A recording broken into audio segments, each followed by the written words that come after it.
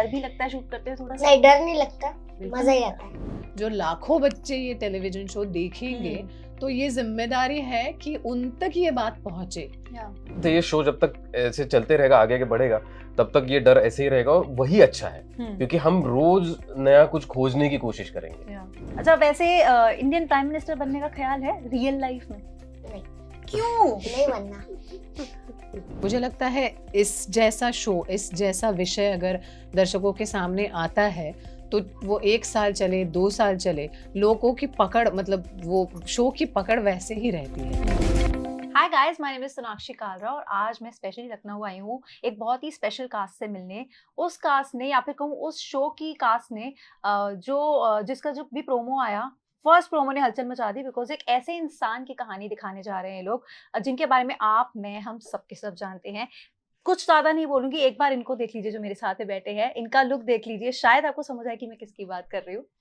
नहीं समझ आया तो मैं बताती हूँ। इस शो का नाम है गाइस अटल और मेरे साथ है हमारे यंग अटल जिनका नाम है Vyom. Hi Vyom, how are you doing?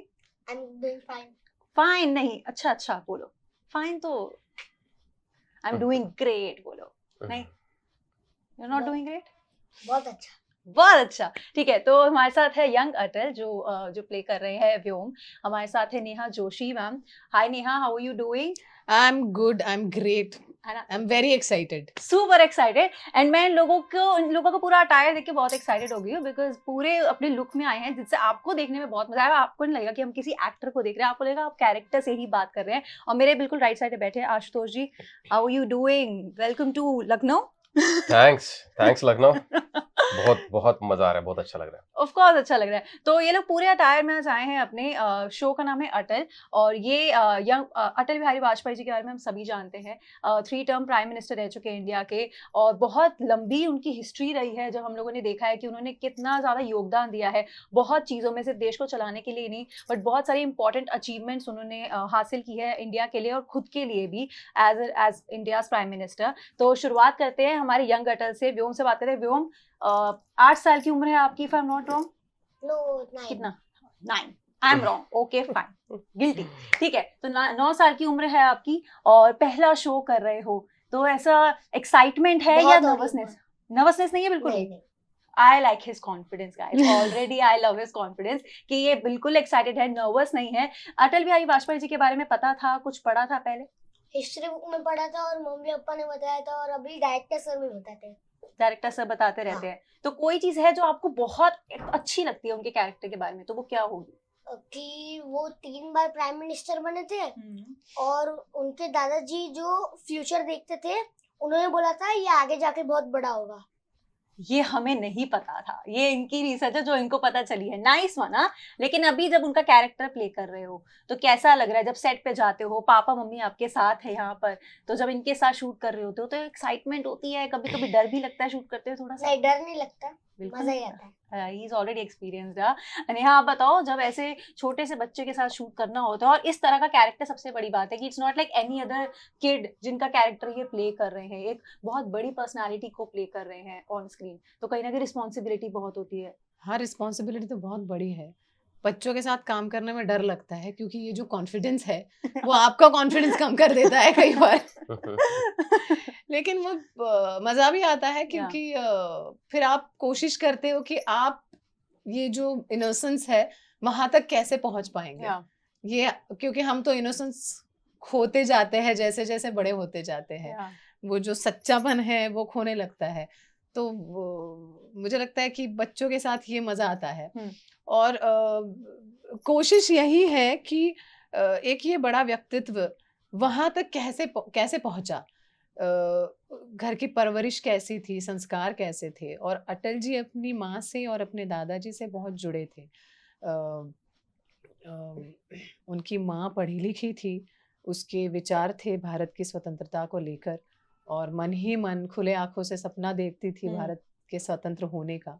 लेकिन क्योंकि हम बहुत साल पुरानी बात कर रहे हैं तो फ्रीडम नहीं था कुछ कहने का, और जो फ्रीडम फाइट चल रही थी उसके बारे में तो बात करने का बिल्कुल भी डर जाते थे लोग उसके बारे में बात करने से। तो ऐसा लगता है कि जब सीन में इस बच्चे को मैं कुछ समझा रही हूँ, तो बस मैं इस बच्चे को नहीं समझा रही हूँ, जो लाखों बच्चे ये टेलीविजन शो देखेंगे, तो ये जिम्मेदारी है कि उन तक ये बात पहुंचे जो एक माँ अपने बेटे को समझाने की कोशिश कर रही है। तो कोशिश यही रहेगी कि जो हर बच्चा ये देखे वो कुछ ना कुछ सीख इससे लेने की कोशिश करे। ओके, तो मतलब पता चल गया है कि कई बार ना छोटे छोटे बच्चे आजकल कैसे ही नहीं हर कोई बोलता कि आज वो टाइम चल रहा है जब इन बच्चों में बहुत कॉन्फिडेंस होता है बचपन से ही, और हम वो कहीं ना कहीं विटनेस भी कर रहे हैं, which is a great thing. क्योंकि मुझे लगता है जब हम लोग छोटे थे तो हम लोगों में इतना कॉन्फिडेंस मुश्किल से ही मिलता था, धीरे धीरे आना शुरू हुआ है। तो वो है। आशुतोष, आप बताइए, आप कैरेक्टर प्ले करें कृष्ण बिहारी वाजपेयी जी का। Again he was educationist, he was a nationalist, और उनकी भी एक अपनी अच्छी जर्नी रही है। Then he supported British rule also, जहाँ तक लोग उनके बारे में जानते हैं। आपके पास जब एक कैरेक्टर आया तो आपके मन में फर्स्ट थॉट क्या था कि थोड़ी सी इनहिबिशन थी, करूँ प्ले या नहीं करूँ, और करूँ तो बहुत ज्यादा रिस्पॉन्सिबिलिटी वाला काम है? थोड़ी सी नहीं, बहुत ज्यादा थी। इनहिबिशन भी थी, और ये कैरेक्टर जो है इसकी जिम्मेदारी बहुत ज्यादा है। पहली बात तो अटल बिहारी वाजपेयी जी के पिताजी, एक तो यही मतलब सब बड़ी बात हो गई।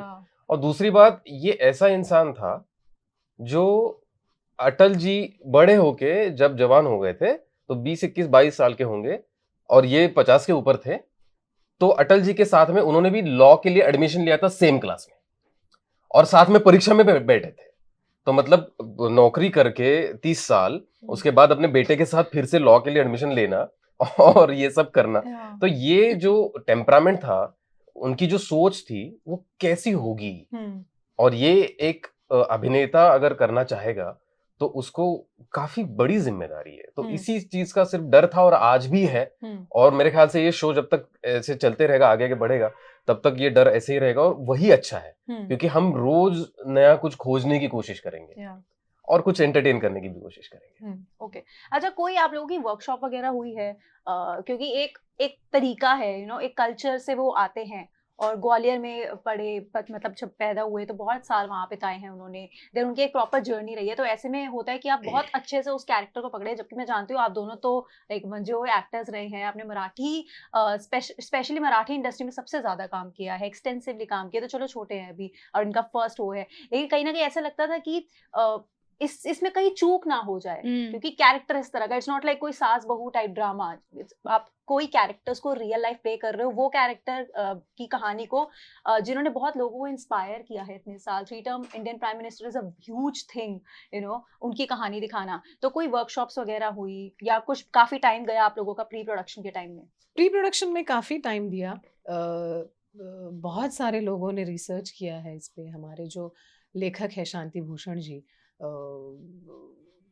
बेहतरीन लेखक हैं, उन्होंने बहुत से टेलीविज़न शोज़ लिखे हैं। तो उनसे बात होती रहती थी, रिसर्चर्स से बात होती रहती थी।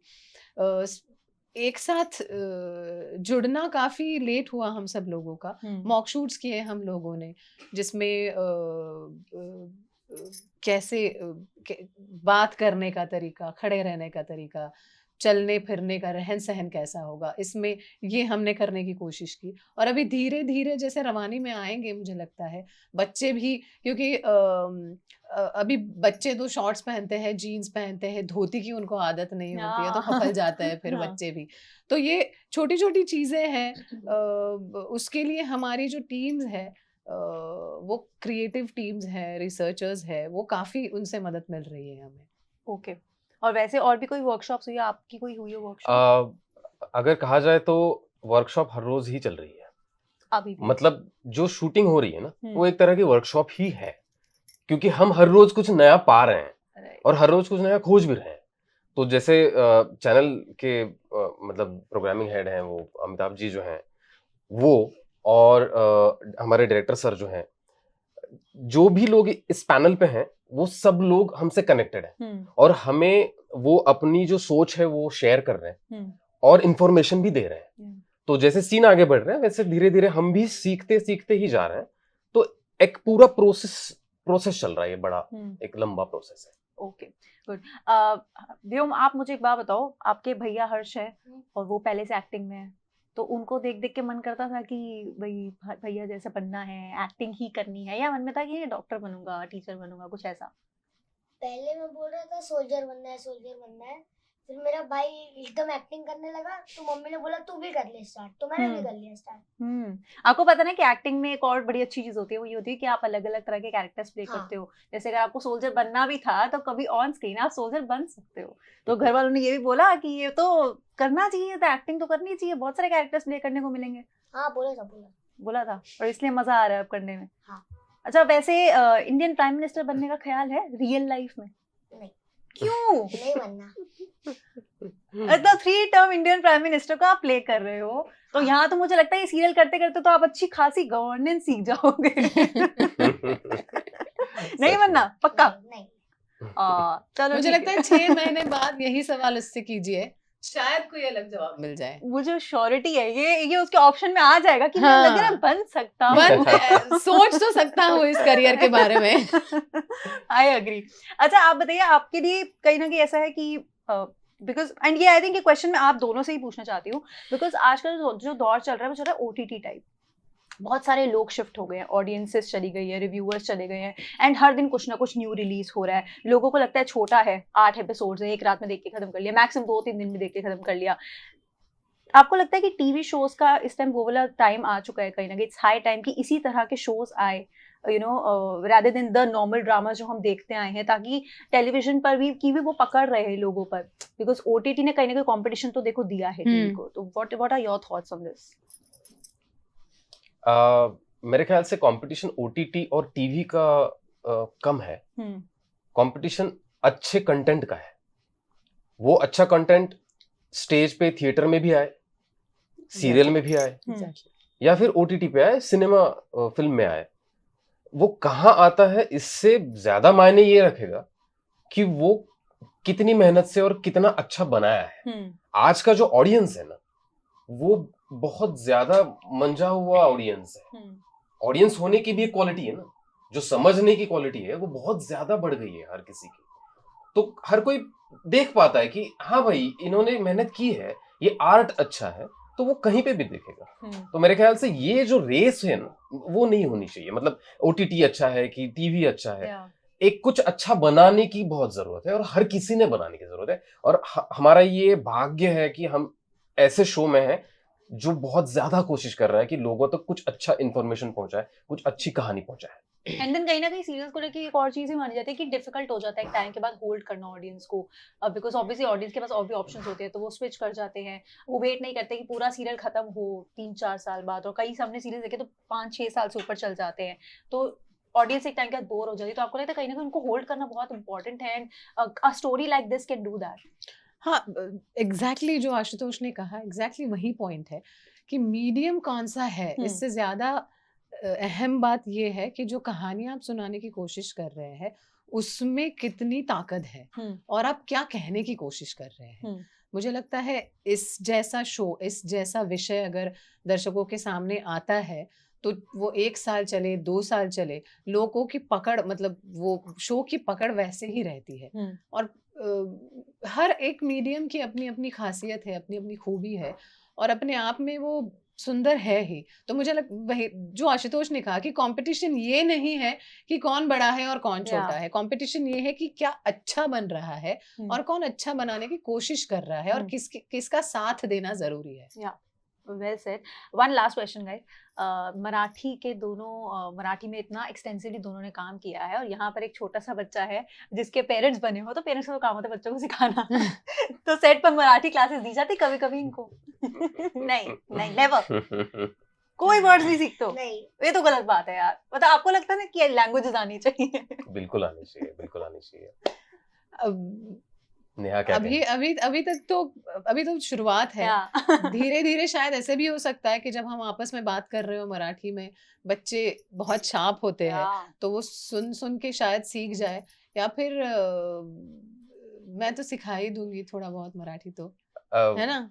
मेरे ख्याल से ऐसे होता है, मतलब शो हिंदी है, हम दोनों मराठी बैकग्राउंड से आए हैं, तो हम मराठी में बात कर लेते हैं। हाँ, वो नेचुरली निकल जाता है, और ये सुनता भी है और इसे सब समझता भी है। जैसे समझ रहा है वैसे धीरे धीरे बोलना भी शुरू कर देगा, और अच्छी बात होगी उसके लिए भी, एक और लैंग्वेज उसे भी आ जाएगी। और काफी मतलब मराठी और हिंदी काफी पास हैं एक या, दूसरे के, बिल्कुल। तो आ ही जाएगी उसे तो। और आजकल का वाला टाइम भी है, कहीं ना कहीं हम देख रहे हैं हर कोई पैन इंडिया जा रहा है। हाँ, you of know course. Films की बात कर ले और शोज की बात कर ले, तो यू नेवर नो कि उसका भी यही सब चीज हो जाए कि सेम कई एक ही शो कई लैंग्वेजेस में भी आए। तो मुझे लगता है it's a win win situation for actors कि डिफरेंट डिफरेंट लैंग्वेजेस सीखे और डिफरेंट डिफरेंट सिनेमास का पार्ट बने। और ऑडियंस के लिए भी कहीं ना कहीं मजेदार होता है कि वो भी अलग अलग चेहरों को देख पाते हैं और अलग अलग टैलेंट्स को देख पाते हैं ऑन जरूर। Screen. So that is there. तो सीखनी है, ठीक है, थोड़ी थोड़ी मराठी तुम भी सीख लेना और फिर सोशल मीडिया पर आके हमें भी सिखा देना लाइव सेशंस करके। डन? हाँ। चलो ये डन हो गया guys. So waiting for that and looking forward to Atal guys, because एक बहुत ही प्यारा शो लग रहा है देखने में। और प्यारा सिर्फ ऐसे ही नहीं, मुझे एक प्यारा एक रोमांटिक शो लग रहा है, ऐसा नहीं है। प्यारा मतलब कि मुझे लग रहा है कहीं ना कहीं हम लोगों को कुछ ना कुछ लेसन्स भी देके जाएगा, कहीं ना कहीं हमें बहुत इंस्पायर भी करेगा। जितने प्रोमोज आए हैं लोगों ने बहुत पसंद किया है, so kudos to all of you and kudos to the makers also for you know coming up even with this idea, because already इस पर डॉक्यूमेंटरी बन चुकी थी और इस तरह का शो लेकर आना एक फ्रेश कास्ट के साथ is an amazing thing. So looking forward to that and all the very best to all of you. I Thank you. Hope Atal लोगों को पसंद आए और लोग इंस्पायर हों और इसी तरह से शो आगे चलता रहे। Thank you very much for your time. Thank you. Thank you. Thank you. Thank you.